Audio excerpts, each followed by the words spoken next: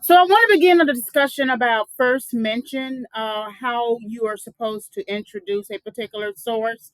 So of course we are working with self-controlling grit related but separable determinants of success. And as I mentioned, as well as within the actual link for integrating source material, you always want to introduce the full titling of the work as well as the full names of the authors. So in this case, we have self-controlling grit related but separable determinants of success. Remember that this is a work within a work, and so therefore we make sure that we format it with quotation marks. And then Angela Duckworth and James J. Gross are the two authors of the work, and we give whatever you see on the page, on the scholarship page, on the source. Usually, Angela Lee Duckworth or Duckworth goes by Angela Lee Duckworth, or you might see Angela L. Duckworth. But for this particular source, her name is on the source as Angela Duckworth. So make sure you do whatever you see on the source.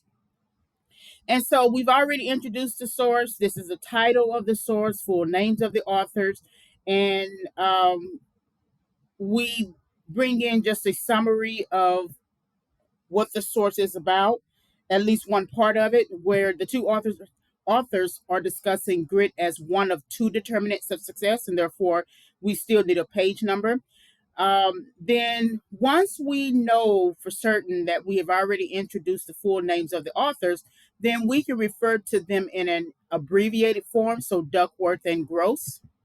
We also want to make sure that when we are referencing certain terms and defining them according to how the source defines them, we make sure that we do a first mention by formatting the source, formatting the word with quotation marks. And then, of course, we're going to quote directly from the source. So that's word by word.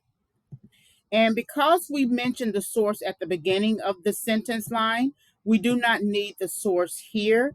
We just need the page number. Okay. And then, however way the source is paginated. So, for some handouts I gave out, you'll see maybe page one, page two. But the original source, which is housed in a journal, is paginated 319 to 325. And then, of course, we get into the thesis of the source that grit and self control are strongly correlated, but not perfectly so. And so, because we did not mention the names of the authors at the beginning of the sentence line, we need to mention them here.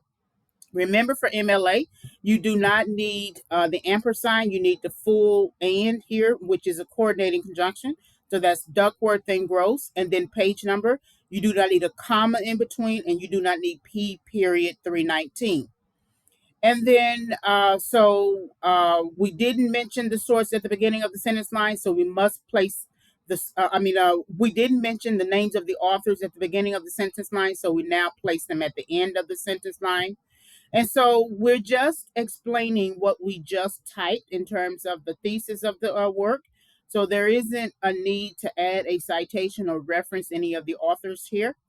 And then when we reference the authors here again, it's still any subsequent referencing to the author is just Duckworth and Gross, right? And then since we've already given a full titling of the work, we do not need to give it again. So we just abbreviated self-controlling grit. Okay.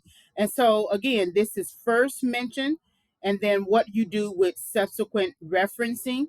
And the first time you mention a source is the full titling of the work, as well as the full names of the authors as you see it on the source page. And however way we introduce that work will determine whether or not we place the author's names and page numbers here. And then once we introduce um, the word grit, which is a psychology term and not just a sports term, we do need to uh, format it in quotation marks, and then word for word quoting And what we do with the beginning of the sentence will determine what we do at the end of the sentence line. Okay.